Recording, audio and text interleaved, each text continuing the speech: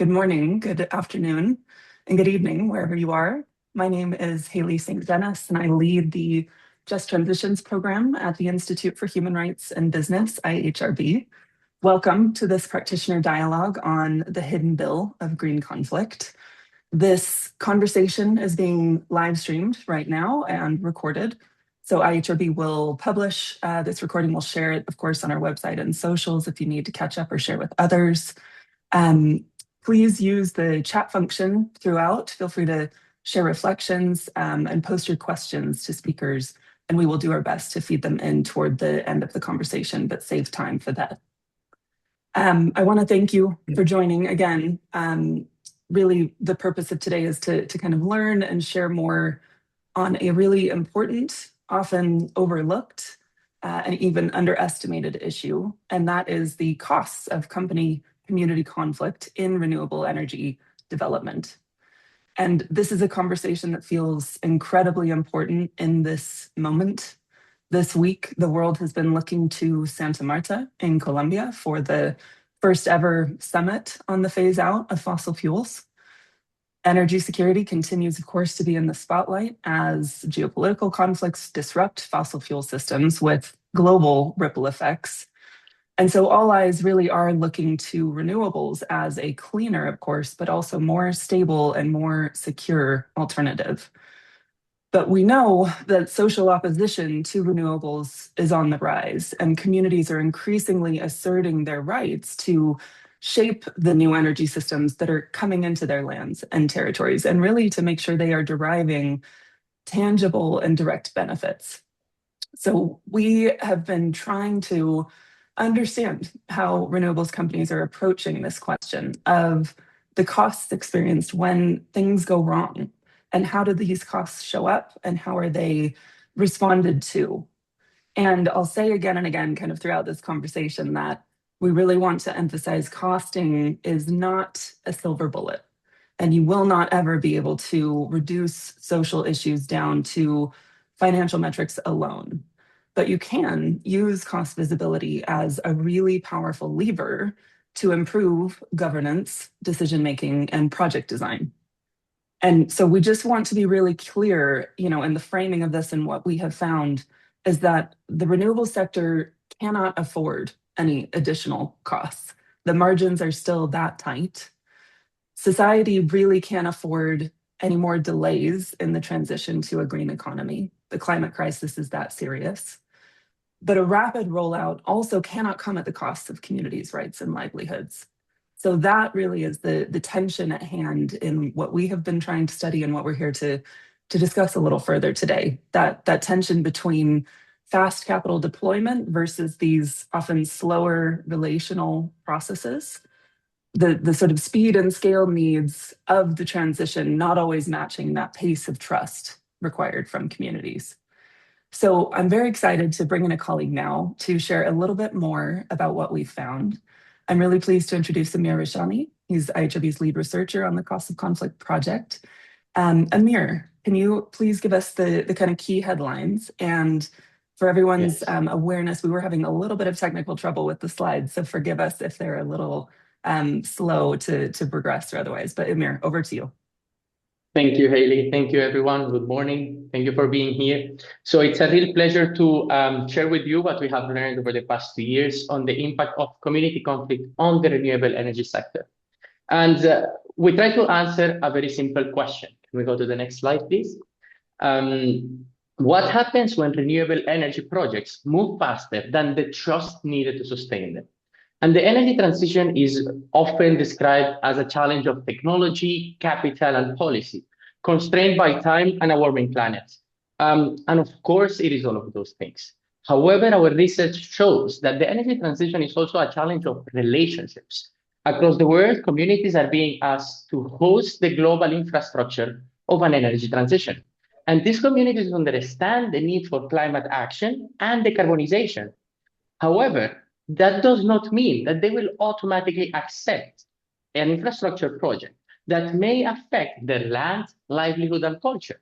So one of the key findings of our report is that being green does not automatically grant a social license to operate. Across the last 2 years, we analyzed 47 cases of conflict of solar and wind projects. We conducted over 60 interviews with multiple stakeholders, including renewable energy companies, lawyers, investors. And we also held a stakeholder dialogue where we discussed this issue and conducted a field visit to Colombia. Can we go into the next slide, please?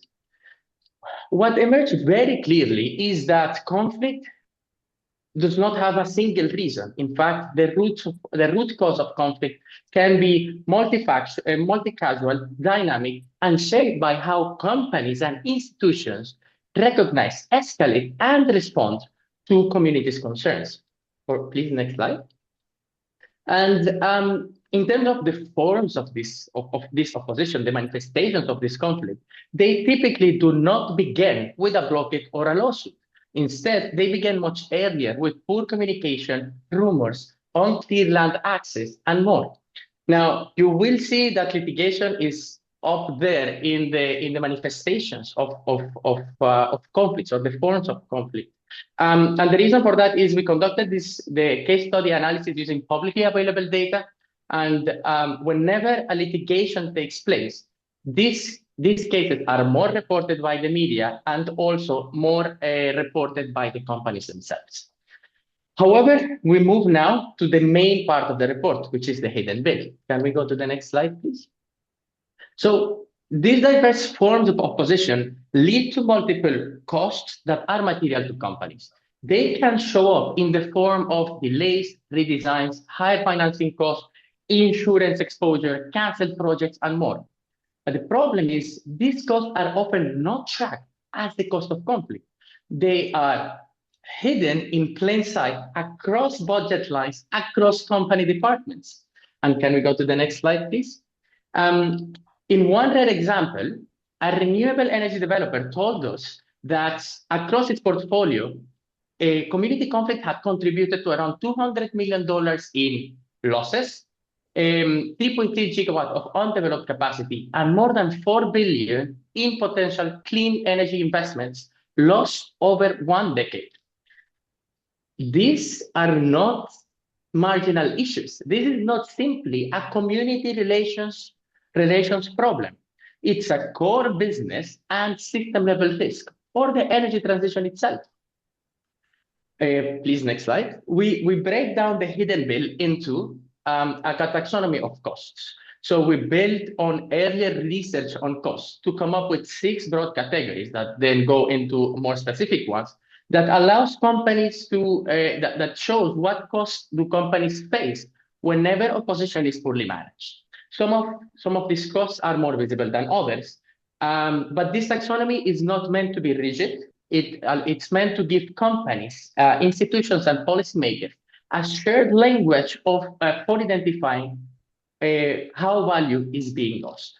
And I want to be emphatic on something about this report. We are not saying that communities are the problem, nor we are saying that all conflict is always bad.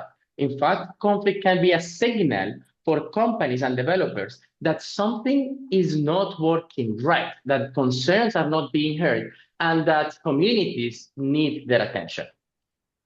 Can we move into the next slide, please? Yes, thank you. So the idea of zero conflict is a fallacy that we heard again and again throughout the interviews. The problem many people highlighted is that is conflict that is poorly or unmanaged, conflict that is ignored or peripheral until it becomes too expensive, disruptive, or irreversible. So we try to reflect these learnings in these 2 simple but very useful tools, which are the red versus the green flags of indicators that tell you if you are heading into a costly conflict. And as Haley said, we want to emphasize that we are not suggesting that communities' needs, rights, or impacts can be boiled down to financial metrics alone. Can we move into the next slide? But this cost visibility allows for better governance, decision-making, and project design. But this is not a task only of renewable energy developers. It is the ecosystem that needs to play a role in making sure that human rights are respected, that the costs of conflict are not hidden, and that social issues are given attention. And as part of that, we have developed a set of policy briefs for key stakeholders, such as governments, communities, investors, and insurance. Can we move on to the next slide, please? Industry practitioners told us again and again that strong community engagement should not be understood or seen as a cost. It should be seen as a project premium. Companies that invest in due diligence, in human rights due diligence, meaningful engagement, long-term accountability, are reducing the volatility of their projects, are protecting value, and are strengthening the conditions that allow the renewable energy transition to succeed. And as part of that, we aim to collect all these insights and policies into 4 operational pathways. These pathways are not meant to be an exhaustive checklist. They are meant to be flexible enough to allow companies to implement policies depending on their needs, locations, and projects. And together, these pathways are not about moving from reactive crisis management to anticipatory governance and treating social risks with the same seriousness as technical, financial, and environmental risks. The transition will not be delivered on technology alone. It will be delivered through trust, and this is the invitation of this report. Can we move into the next slide, please? The invitation is to begin investigating your own hidden bill, to start the ongoing work on making it visible internally, and to learn from communities' concerns before they escalate. We need to build a renewable energy sector that protects the value of companies, but also create the long-lasting value within communities. Thank you. Thank you, Amir. Really helpful overview of what's in that sort of package of resources for practitioners and others in the ecosystem. And we'll begin to kind of unpack those a little bit more in conversation. But just one quick follow-up. I think it's worth kind of taking a step back quickly to sort of, I guess, start with maybe what we didn't find, right? So we set out to answer a sort of deceptively simple question, these costs of conflict. Could we, perhaps naively, but still sought to identify a range or even a formula that practitioners could just apply tomorrow to understand their costs? And we couldn't do that conclusively. But that's not because the costs aren't there. And that certainly was affirmed by practitioners.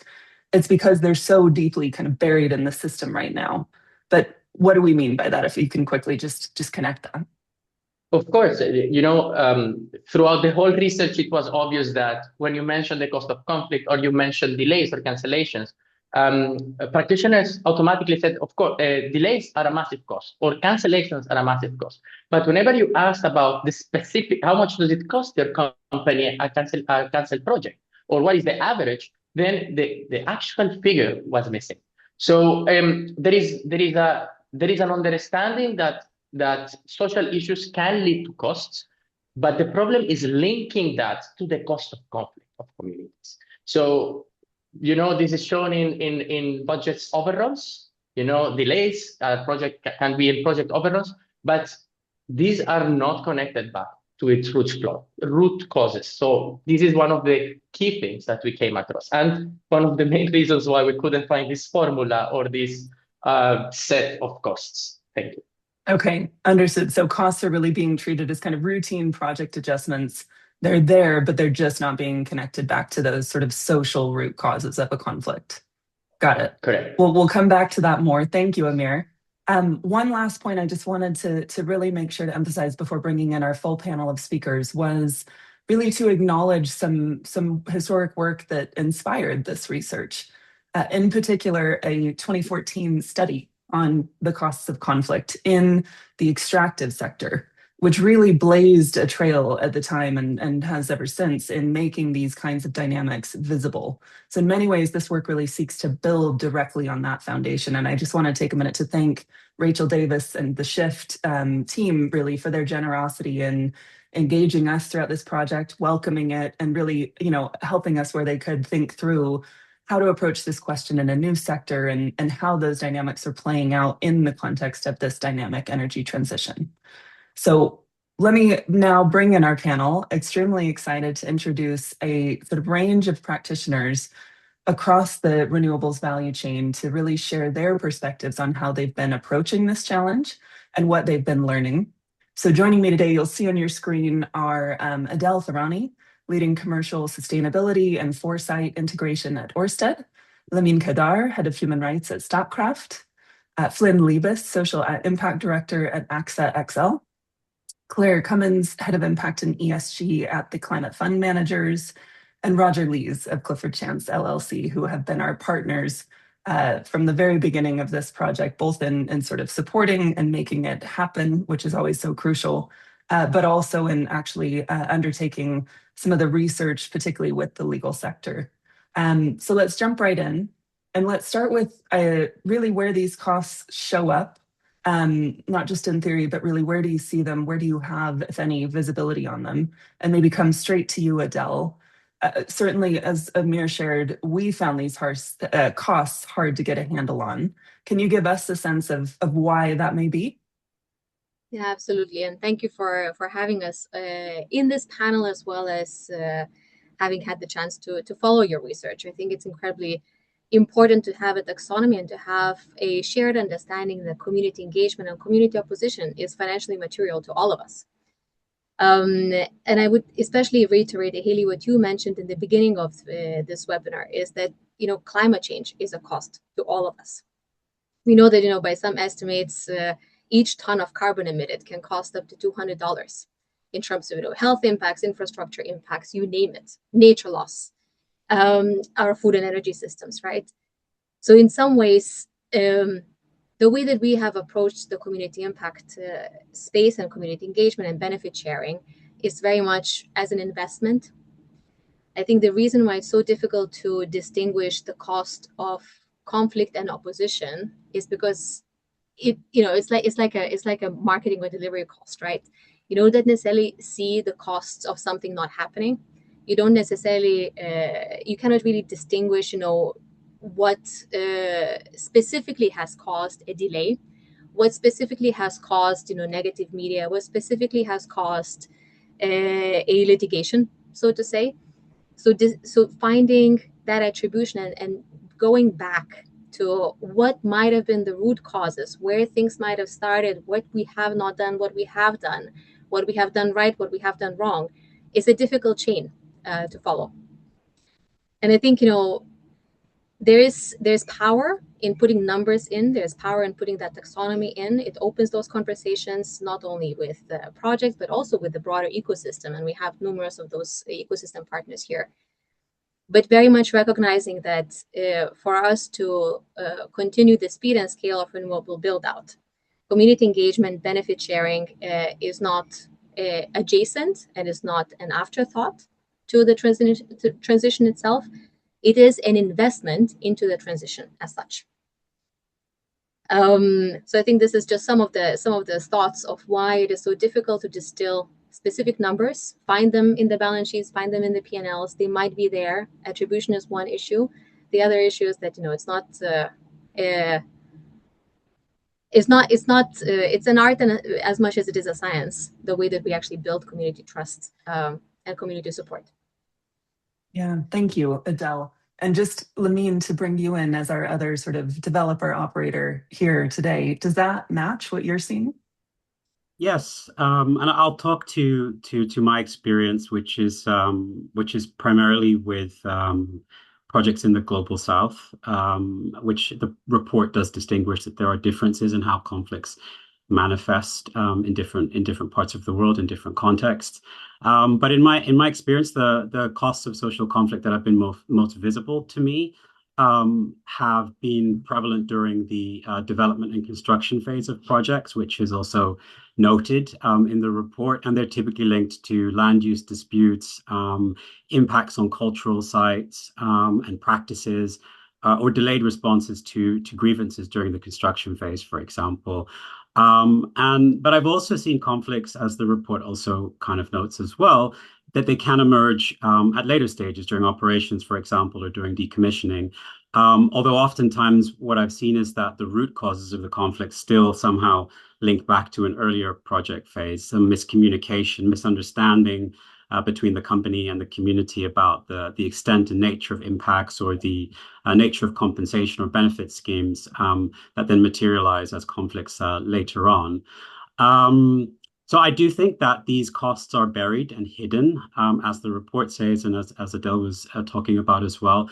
I think that, again, just referring to my own experience, conflicts can last a very long time, particularly when they escalate to sort of legal conflicts and intense disputes, even sometimes security incidents and things like that, protests. But they last over a long time, and they involve many different parts of a company. They involve legal, they involve sustainability, they involve HSS. That's not tracked, all those different parts of all those different man hours or woman hours, person hours over many years. It's difficult to track, and the external spend. And so I do think that this report really is hitting the nail on the head. And it would be very beneficial for companies to be able to see the totality of those costs and how significantly they can. When taken in isolation, it may not appear material, but when you view it all holistically together, particularly over many years, it starts to become something that is significantly material. So I think what I would add one more point, though, is that I do think that in addition to cost, there's also what you might call a sort of a conflict bonus or a conflict dividend. I don't know quite what the right word is, but what I'm trying to say is that each conflict produces a kind of institutional reaction and institutional learning. There's a kind of accumulation of memory and eventually an improvement in community engagement, an improvement in maybe or a greater sensitivity in terms of risk appetite when there is conflict identified early in a project development. So I think that's also an important thing to recognize as well. Thanks. I mean, that's really helpful and adds a nice point of color, I suppose, to the picture, which we try to hone in on a bit to emphasize that point around the fallacy of zero conflict, that is sort of a goal to pursue that demonstrates good business, because in many instances, conflict is likely. These are, intensive projects on land, on natural resources that are naturally going to have effects on local communities. And the point, as you emphasize, it's showing up across the life cycle, not necessarily at any one stage, but at any time, really, is to engage early and often and really kind of build those relationships to make this about really core deliverability, as I think was implicit in your points, Adele. Thank you. I want to bring in a few more speakers to really just paint this picture of, I guess, the full array of costs, because of course our taxonomy really tries to show that operational delays and direct financial losses are often probably the natural points people think of when they think of this question, but they're not the only costs experienced. And these kinds of conflicts can lead to a host of others, whether that's affecting financing conditions or access to capital, but also often overlooked, I would say, are insurance conditions. So I'd love to bring you in, Flynn. We really feel that insurers are starting to kind of wake up to this issue. Could you share a little more about where AXA XL is on this journey regarding these kind of social transition risks? Yeah, thanks, Hayley. And thank you for including insurance in the paper and the discussion. Often it's not considered in a lot of discussions. And I think often we try to really encourage insurance to be brought into discussions earlier, into even the project financing. So maybe I'll just step back a little bit first before I dive into the topic of communities. So AXA XL is a property, casualty and specialty risk insurer. So a global organisation, operating for a very long time. And our commitment is, to support clients operate in a world that's transitioning to low carbon economy. And we need to work with them on the solutions that matter to them, wherever they are in the world. And our team have, really been reflecting on how the global energy transition requires investment in the infrastructure, innovation on new technology and in systems, but also collaboration, which is essentially where we're really getting to in terms of the topic here, but also knowledge sharing. So I think, that's why today is also important, because actually insurers are a few steps behind, or steps away from some of these sort of projects, until we sort of come into them a little later. And not many people really know that insurance is a critical enabler of the energy transition. All of these projects require insurance to often access finance, to actually build, go into construction, and then to operate all the way through to decommissioning. So where are we on the topic of sort of social risks? So we have been sort of exploring the concept of fair transition and how have we defined it. So really is just thinking about what are the social implications, and that includes recognising the impact of the transition on local communities. And we really consider it a multi-stage process that's going to look different in different regions. And I think, Lamin, you basically highlighted that it is important. So I think the great thing about this guide is that it's very high level, but we do need to also be thinking about when it's going to be most important to really focus on the community piece as a risk, if it's seen as in terms of it being managed properly. We actually, as part of trying to understand what our developer sort of community feel is important, we've actually done a survey the last couple of years to understand are they interested and concerned about the energy transition in terms of being fair. And last year, 82% of nearly 500 energy professionals said yes, and this year almost 400, 81% of them said yes. So it is something that's top of mind for developers in renewables, as well as oil and gas, but focusing on the renewable energy developers. This year we also asked a second question, which was, what aspect of fair transition, like what does this even mean? So we broke it down into a few categories. I think what's interesting is 30% said local communities were important to them. But that actually sat a little bit lower than workforce, which was 40%. And actually what came out highest was nature and environment being considered the largest issue at 55%. And so I think as we're thinking about, those results, those are going to be very different for people in different places in the world. But it might be also the intersects between land, nature, environment, and how that actually interconnects with communities. So I think it's also thinking about those different risks. And I think as an insurer, we're continuing to deepen our understanding of these emerging risks in relation to the transition. And then actually sort of these reports like this are very important, as I say, can then take them back into the insurance community to demonstrate the evidence, to provide more insight from our developer clients to help understand the whole sort of swathe of social risks and issues that might be facing a project, and that's what's on the client's mind, rather than maybe focusing on a specific risk related to a specific part of the project. So I think this works really helps bringing that broader picture together. Thank you, Flynn. That's a really, really interesting sort of overview of this kind of insurance perspective, but some of those figures as well. And I really picked up on the interconnected nature of those percentages. So we'll follow up on that shortly, but I just want to quickly round out and bring in Roger of Clifford Chance on the legal side. And I think in many ways, that's probably the first thing people really think about when they hear this phrase, the costs of conflict, is, costly litigation and big rulings. But we know the picture is more nuanced than that. So I guess, Roger, would be really helpful to understand from your perspective kind of where the assumptions versus reality are kind of misaligned, or really kind of what costs would you say companies underestimate? Thanks, Hayley, and I'm also thank you very much for inviting me onto this panel. And I think what's emerged from everything that's been said so far is that there's a lot of complexity here, and also there are very big differences in different jurisdictions and different environments, if you like, and that, of course, is a key reason why you can't really come up with one formula for that applies worldwide. But just sort of looking at the legal side and concentrating on that, what are that you've just asked? What are the things that that perhaps get overlooked or aren't really thought about enough, at least in my experience, by those developing or financing renewables projects. I think the first thing, and this isn't just in renewables, but basically when people are putting together deals and putting together their contractual frameworks, the provisions dealing with how conflicts are resolved come pretty low down the list. And so it's not necessarily thought through in the sort of detail that perhaps later, when disputes do arise, people wish they had. And one of the things I've often found that clients have not really appreciated is that the way they have structured and put together deals and worked is complex for, if you like, transactional and corporate reasons.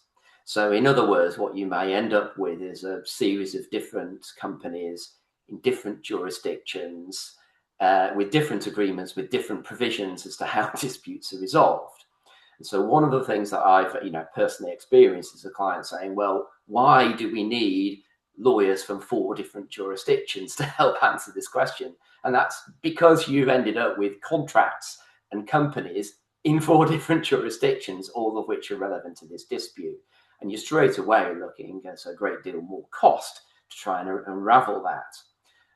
And then in addition, if you've got those connections to different jurisdictions, that can potentially give those jurisdictions, in particular their courts or regulators, jurisdiction as well. So you can end up with, if you like, multiple attention to the issues from multiple jurisdictions.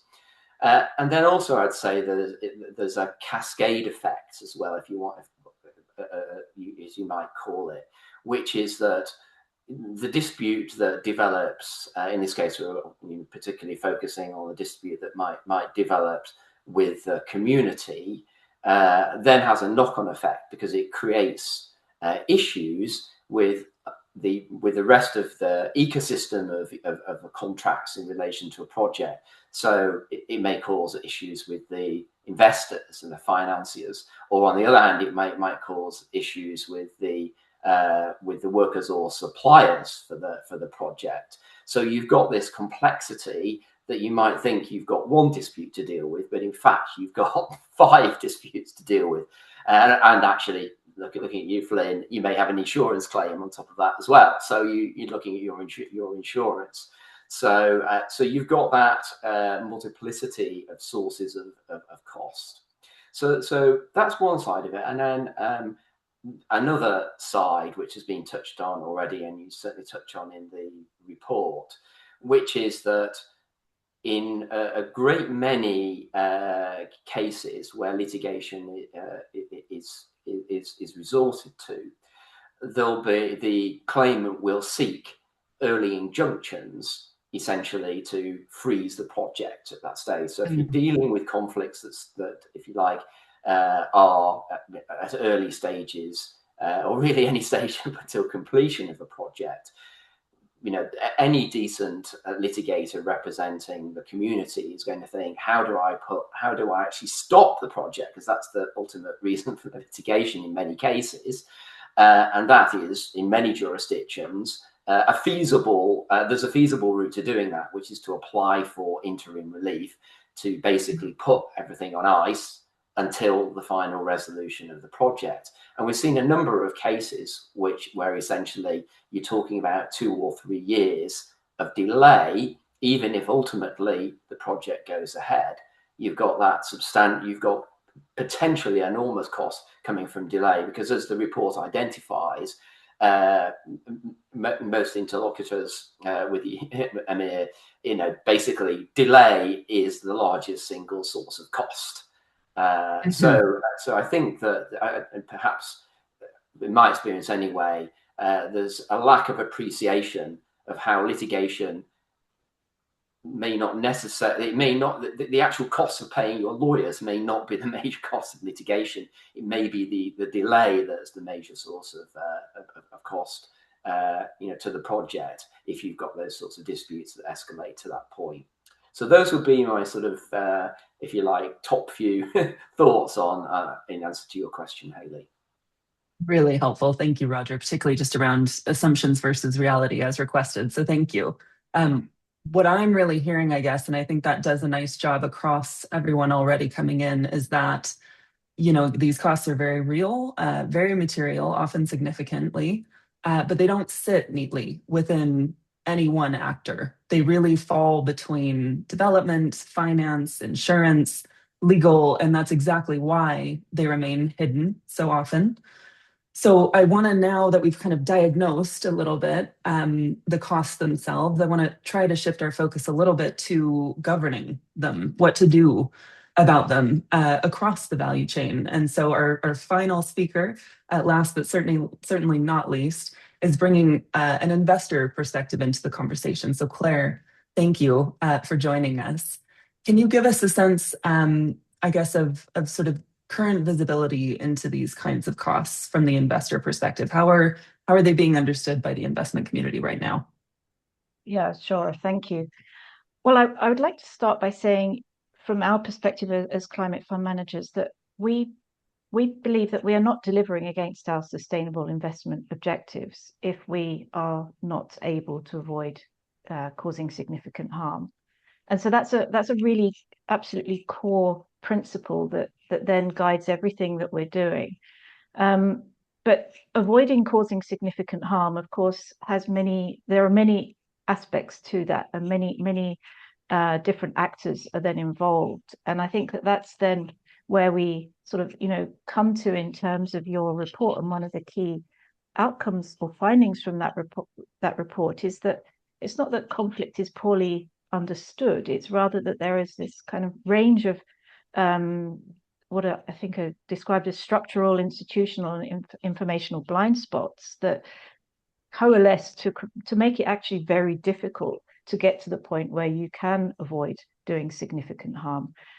And if I then look at, one of the costs from it, it's been mentioned many times around delays, and one of the structural tensions actually comes from the fact that renewable energy projects tend to have a very tight timeline in which they need to be developed.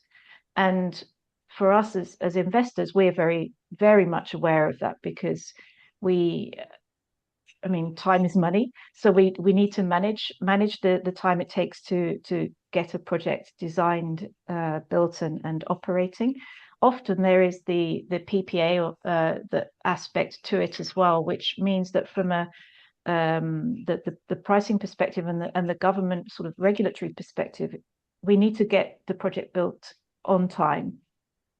And that makes it very, very difficult to then build in these environmental and social safeguards in such a way that they will be effective and adequate, not just in the short term, but in the longer term as well. And that's also, I think, reflected in the report, that the project timeline doesn't sit very well with the timeline that is required to build trusting relationships with community members.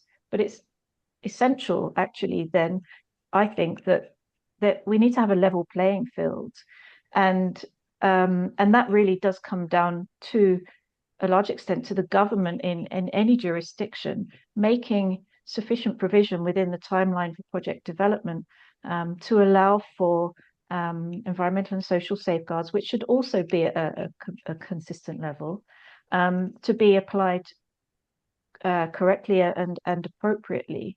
And so for us at Climate Fund Managers, we manage several blended finance products, which actually are very, very helpful insofar as the blending part is in relation to the donor and DFI linked funding that is used. It's sort of the high risk funding that's used to develop projects and get them to the point of being ready for construction, but only if those environmental and social safeguards I mentioned, so international standard safeguards, are adequately embedded in and built into the design of the project and the development of the project, whether that be through the stakeholder engagement process and the acquisition and the building of broad community support, whether it be through acquisition of land, completing the ESIA and so on. And so our development funding part of the blended finance does allow for us to have a timeline that means we can do things in a way that we believe is appropriate. But not all investors have that facility, and not all developers will have that financing facility available to them, and they are then and so then there is this tension that arises in terms of timeline.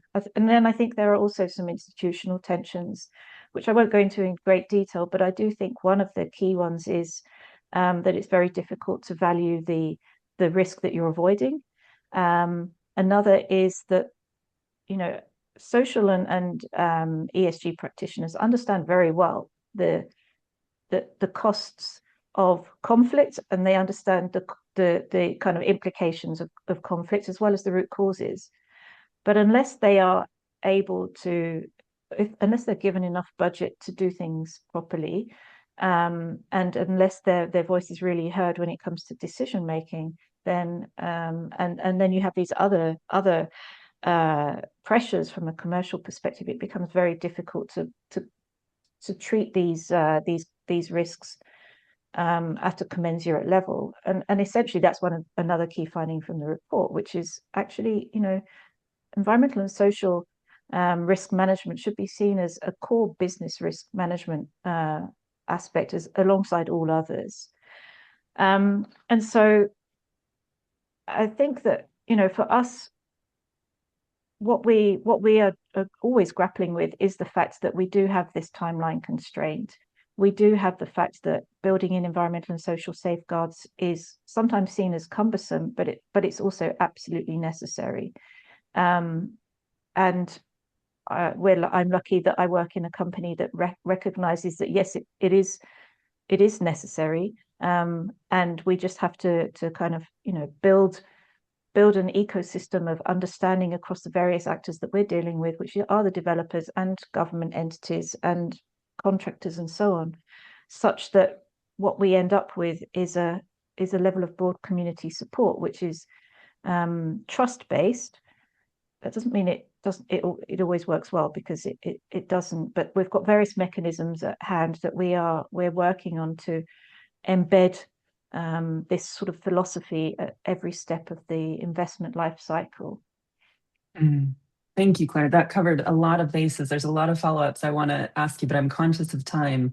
So I'll just point to one, which is that you acknowledge the important role of government. And Roger, I think you touched on this as well, and it's a gap in this panel in terms of who we were able to get here today, mainly because our focus really was on how renewables companies themselves can try and price this, but that's not to say that isn't a really important part of the ecosystem. So Amir, this might be a nice time to bring you back in, just very briefly, 1 or 2 minutes, if you can share anything more we heard from kind of the research and sort of the practitioners interviewed around that role of government.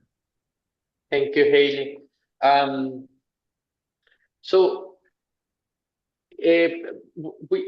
of the key findings, obviously, is that this is not only the role of renewable energy companies to deal with conflict, and as you mentioned, government has a big role to play. And we made sure to include them as part of the report, because they have to play a role not only in the start of the project, but also throughout the whole life cycle.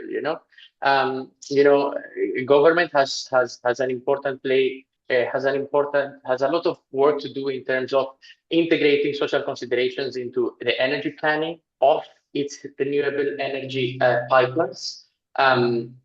Another type of work that should be taken by the government is strengthening the tenders and the auction designs in order to make sure that they integrate the social aspect that Claire has just mentioned, and to organize the way all these projects are connected back to the national grids and the timelines, because as Claire mentioned, there is a disconnection between the time required to build the project and the time to make the connections with the communities. And I think one of my favorite quotes from the report is actually, and it goes along the lines of, delays are definitely the most costly cost of conflict.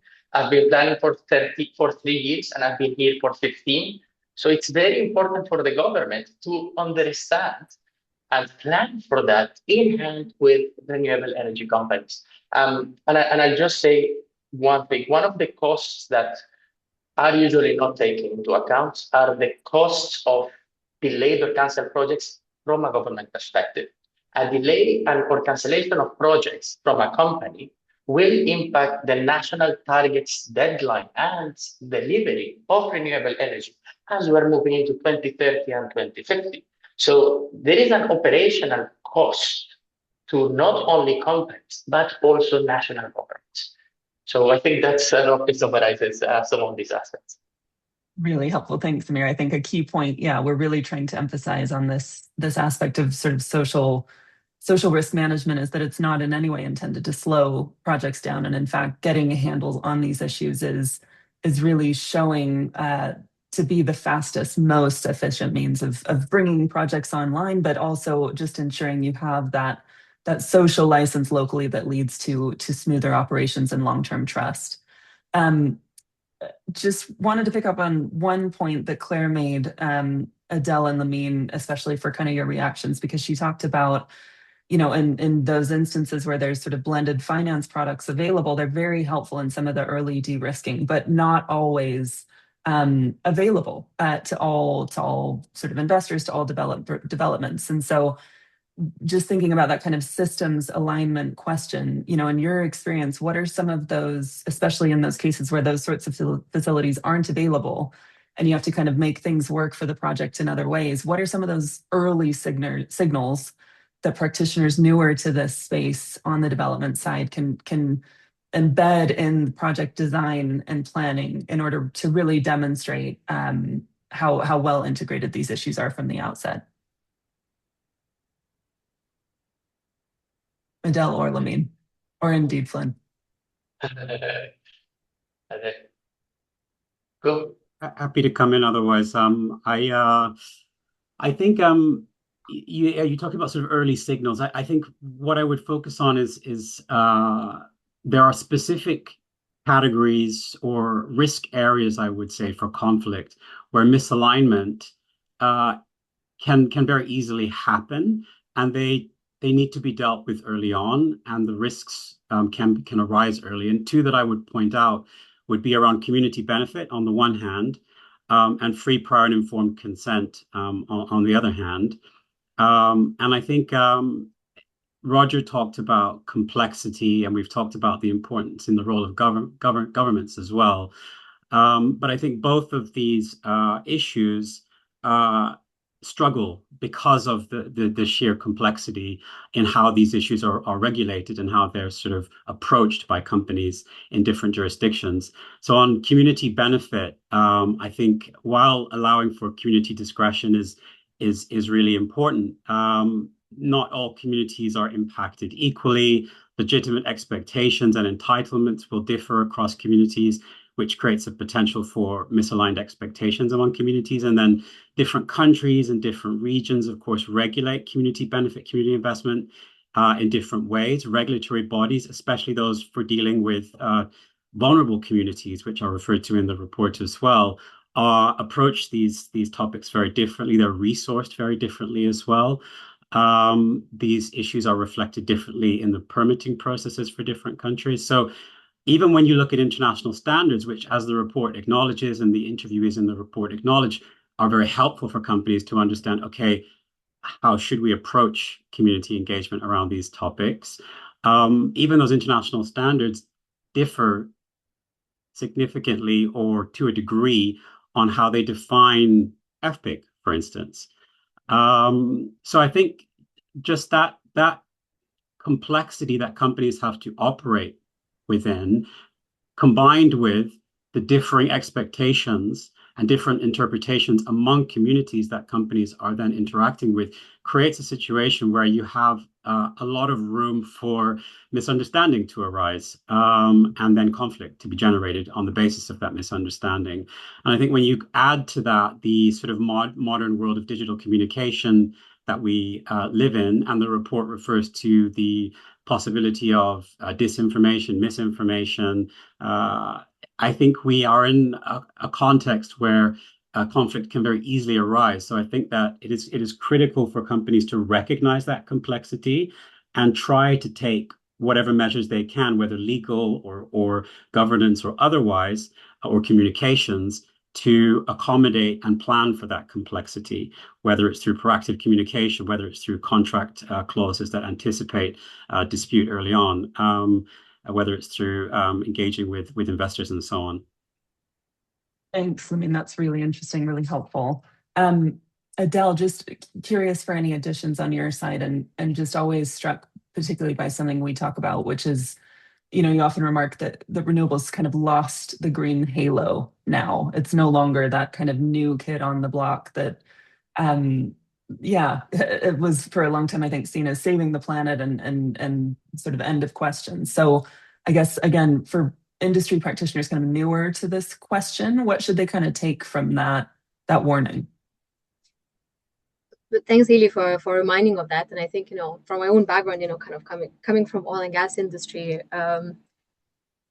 there was a certain risk, I think, in renewables to have that, green halo, and saying that, there is a kind of a social purpose of the whole industry, a social benefit from the industry and the product.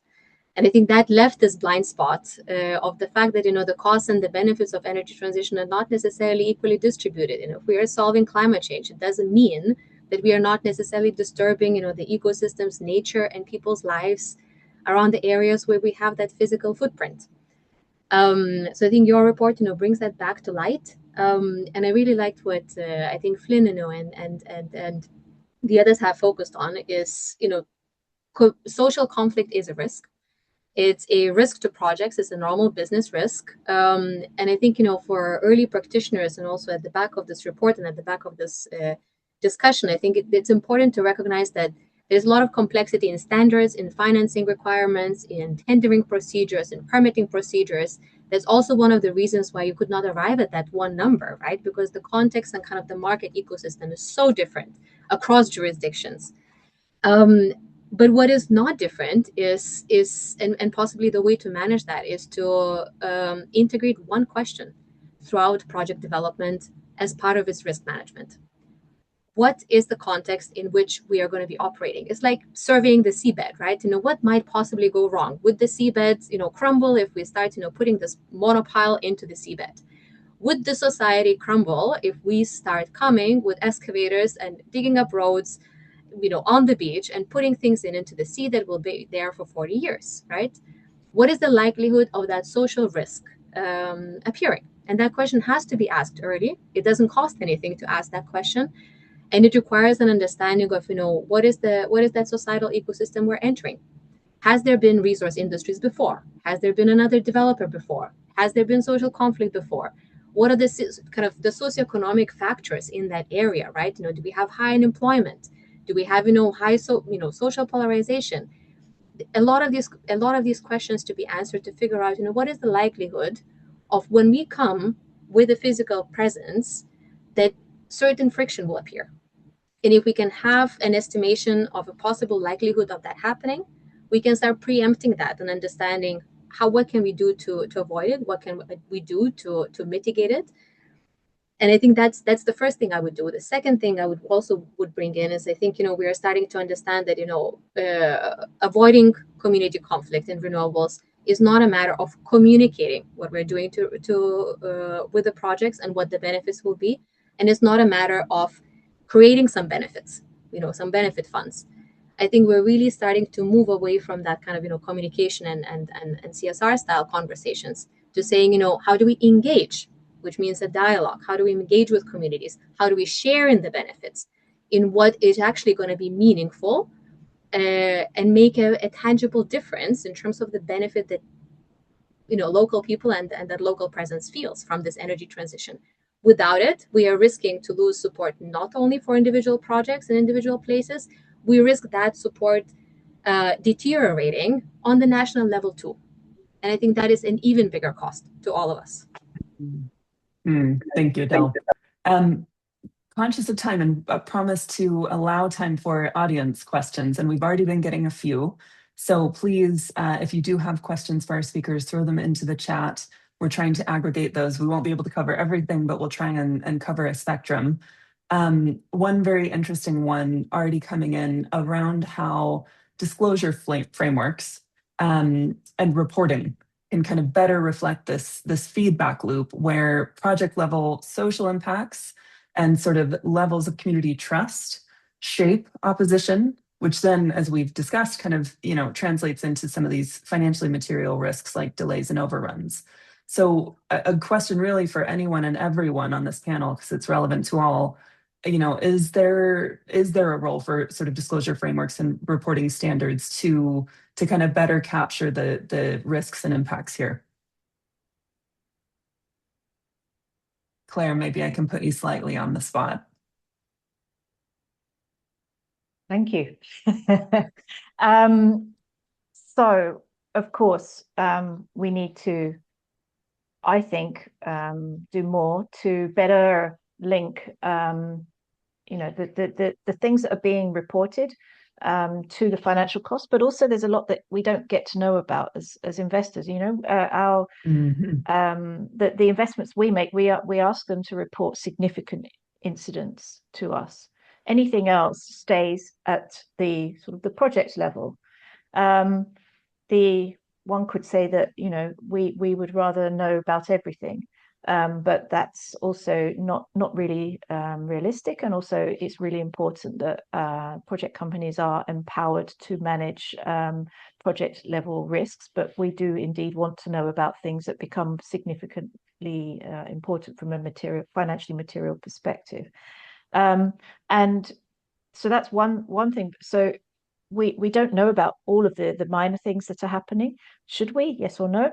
I think one of the things that the report does also highlight is the fact that there isn't a consistent way of defining what conflicts might mean, or how to capture and record that, how to frame it, and how to monitor. And I think that all there's an area for improvement there in terms of what we collectively are doing, and I think that the report is great in helping to kind of provide a taxonomy, which I hope will advance further, and we will get to the point where across all projects we can implement a more consistent way, and not just within our projects but all projects globally, so that we do have a consistent way of monitoring and measuring how what the information is telling us, and how it can be best used to avoid risk or otherwise to mitigate risk. Thank you, Claire. And Flynn, again, on kind of the disclosure side, curious if that kind of matches your view of things or what you think is needed looking ahead. So often I was actually just reflecting on the discussion, and I think one of the things we've talked about is there actually a recognition of community-related risks within the insurance industry?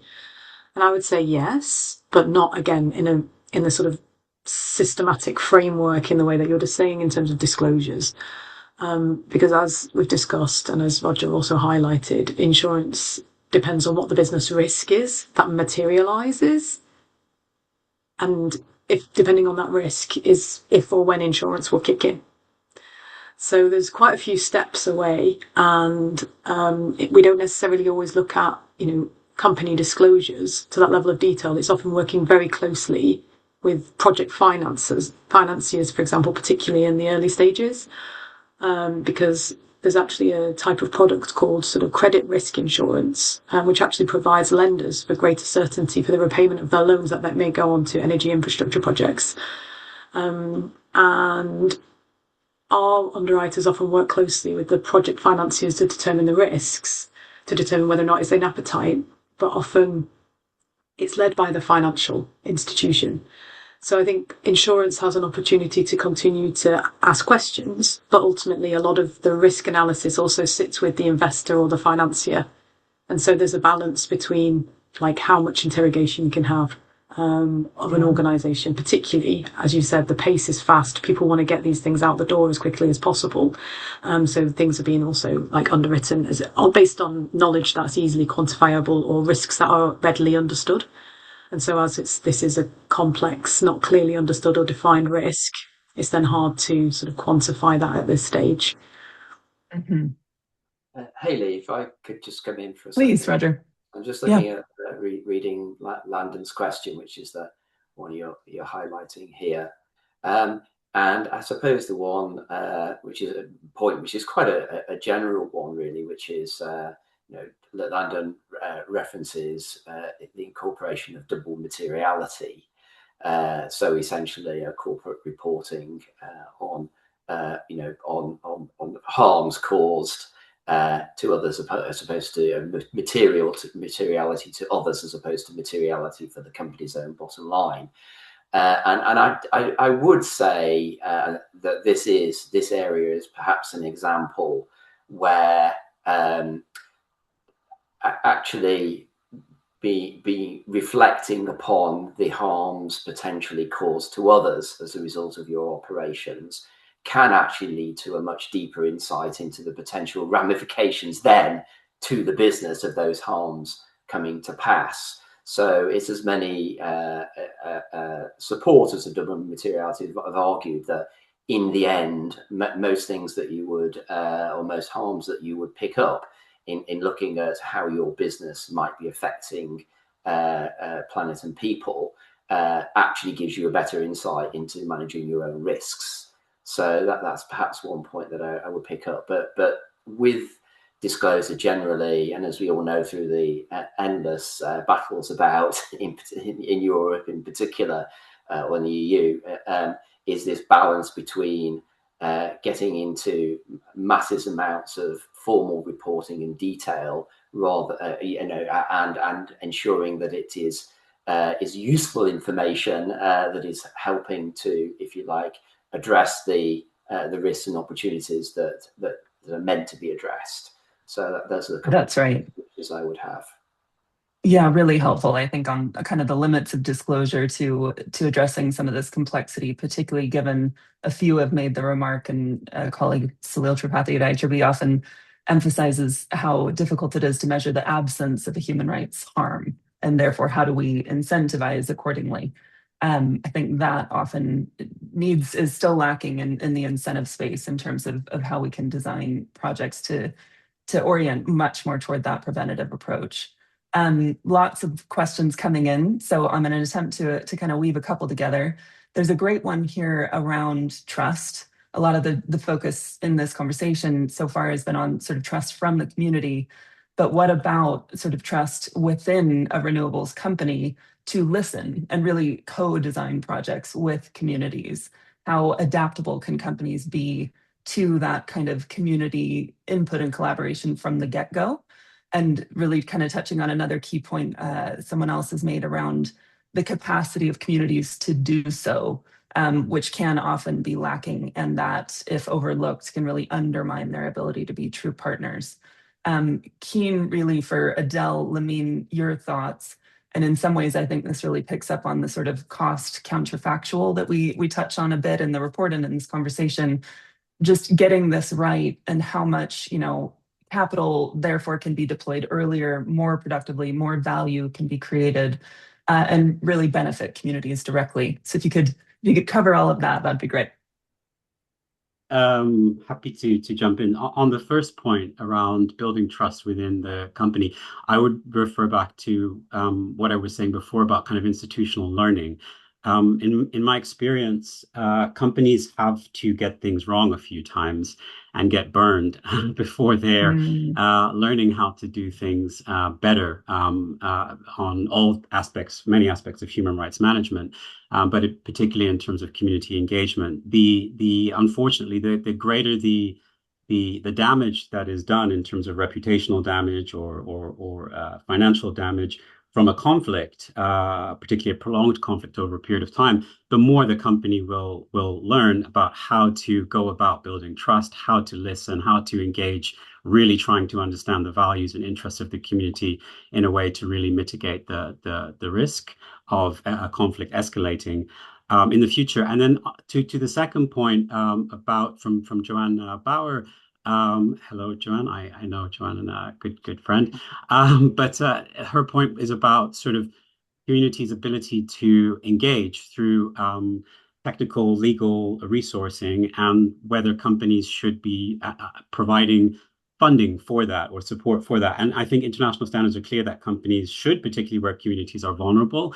But I really like what Joanne is saying about a pooled fund, many companies working together, because the risk that companies face when they do that by themselves without a clear national legal regulatory framework for that is that they can be accused of bias, of trying to buy consent, manufacture and buy consent. So having a kind of a collective framework for that, I think, is a really good idea. So, I'll come in maybe on the second point the most. On the pooled funding on community capabilities, fantastic question. I think we are going to be seeing more and more of bottlenecks in engagement, especially in areas where we will have more of development. And I think we're very much recognizing the fact that, yes, we can have all the intentions in the world of going out and speaking to the communities and engaging them. We also know that there's a balancing act to strike. If we go too early, we raise expectations we might not be able to fulfill. If 8 developers are speaking to the same people at the same time who have 1, 2, 3 jobs and families at home, the resource ask from these communities is actually quite large, right? And a lot of places will be facing kind of, accelerated development and pool development, right? And I think, there's discussions to be had in terms of how do we make it most effective and efficient. There's movements in sharing data, in sharing some of those consultations and engagements, whether it's run by developers, whether it's facilitated by different organizations, and depending on the jurisdiction and their permitting regimes. I think that has to be resolved, that has to be addressed, that capacity, time, and effort from communities to engage in this development, to actually have, fulfill their right and their expectation to be consulted. When it comes to pooled resources and benefit sharing, I think, we're also seeing that there's money that goes there into benefit sharing. Sometimes it's mandated, sometimes it's just, from the developer's own understanding that it's an investment in that relationship. And, if it's so much distributed little funding, it only goes that far. There's movements in the UK and in other places, to think of how do we actually, pool that to make that money go further, to actually really make a tangible impact in those areas where we're going to be invested. So it's definitely a move in that direction. There's, of course, nuances to it, but there's an opportunity in that, and that should be explored. Thank you all. And conscious of time, lots more questions, never enough to get through all of them. So with 5 minutes left, I might pick up on the final question I'm seeing in my list and sort of go to each in turn for a final word. And that really is, if it's hard to quantify these kinds of risks, how do we work now? And I think that's a very good question to end with, which is really just trying to frame us to look ahead and perhaps to really hone in on that, sort of if there's one thing practitioners can do tomorrow from your perspective, what is it that will help kind of shift the needle? Can I perhaps start with you, Claire? Sure, thanks. So what would I do, or what would we do? I think we need to gather more data, honestly. I mentioned before we're only gathering a certain level of data. I think we need to get the data, we need to synthesize it, we need to be able to connect it to the disparate kind of costs that are embedded in different places within the organization, that was mentioned before. And then I think we really need to drill down and really understand what is this telling us, and then we can move from there. So that would be my number one thing, that if I were to do anything tomorrow, that would be it. I would start diving into the database of all of the data that we have, as well as starting to collect the data we don't have, and go from there. Especially on that last point, that's a big call to action from our perspective, is that data is buried and just needs every single company across functions to really begin digging in. Thanks, Claire. Yeah. Flynn, how about you next? That one thing. I probably piggyback on what Claire's saying, but I think it's again trying to determine and link the social risks and what are the business risks that transpire from those, and getting a tighter, and it's not going to be necessarily one-to-one, but how do we group that? And then as an insurance industry, we can determine, do we already have the products in place that could actually, provide that support, and then also build out the risk consulting and services and support. Because obviously, as a big organisation, we have transparency, sites across a lot of different organisations and jurisdictions. So there might also be an opportunity for us to be that sort of knowledge transfer when it comes to a sort of being a risk partner. And then just as a build on that would be to just engage insurers early as part of that sort of journey. Yeah. Thank you. And speaking of risk partners, Roger, on the legal side, what is that one thing? I would say it's continuing to build good governance, and certainly from the legal perspective, for a corporate, that good governance really can come in two concrete ways. One is the way in which companies govern themselves. So you're talking about their articles saying what their policies say, and how they're structured to make sure they're addressing risks in particular, as we're talking about here. And then secondly, in the way if you like, the contractual frameworks are put together. And one of my messages there would certainly be that when trying to, if you like, embed, to use Claire's word, good practices within contracts, don't be vague. I've often found these clauses that deal with issues of the sort we're talking about here will not say very much, or refer simply to an overall standard. So there's no real attempt to get to understanding, taking into account there Lamin's point that it's all very complex. So you can't legislate too much in advance, but I think you can do a lot more to get a common understanding between the players as to how risks and engagement will be dealt with. Thank you, Roger.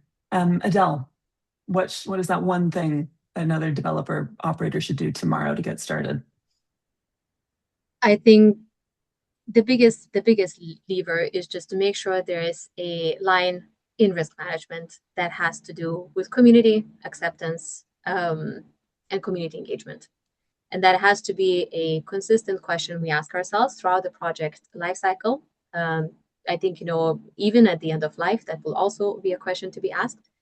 But related to that, I think it's also very important to continue having this conversation among the different ecosystem actors and the developers, as well as the regulators, so they can all, so to say, lift the floor on what do we all need to do, because we are dependent on each other to maintain the reputation and the license to build for the renewable energy industry. Absolutely, very much an ecosystem question. Lamine, final word from you. Yeah, I think it's about ensuring the quality and continuity of the community engagement team, and ensuring, as Adele said, that team has a direct line into people with decision-making power. Thank you. Great point. And we have tried to really, in our own publications, break this down actor by actor, including, and hasn't been much discussed, the CFO, a really key interlocutor and translation that needs to be made upward. Amir, wanted to give you one last word as well. So I think many of the next steps are looking inwards. I would like to say one that is outwards, and I think more cooperation within the industry, especially in areas where there is a lot of renewable energy developments. And I'll just say one little thing connecting to Claire, which is community engagement saturation can also be a thing, and multiple companies operating in the same area. And one bad policy from one company will impact another company who's doing very good policies somewhere else. So I think cooperation is something that we could start doing starting next Monday if you want. Really good point. The cumulative nature of renewables, to answer one of the questions, I think is very distinct from the extractive sector as far as how these issues are playing out, and really forces a collective action response. There is no other option, I think, looking ahead. Thank you so much. There is always so much more to explore. Really, this report, this conversation is a starting point, not an end point. And we've actually, in the report, tried to highlight a number of areas where we think further research and collaboration is needed. So please dig into that. We will be at IHRB continuing to work on these questions in the months ahead, and really welcome your partnership in that effort. So thank you for your time, everyone joining us from around the world. Thank you very much to our speakers for sharing your experience, your knowledge, your perspectives. Have a good rest of the day.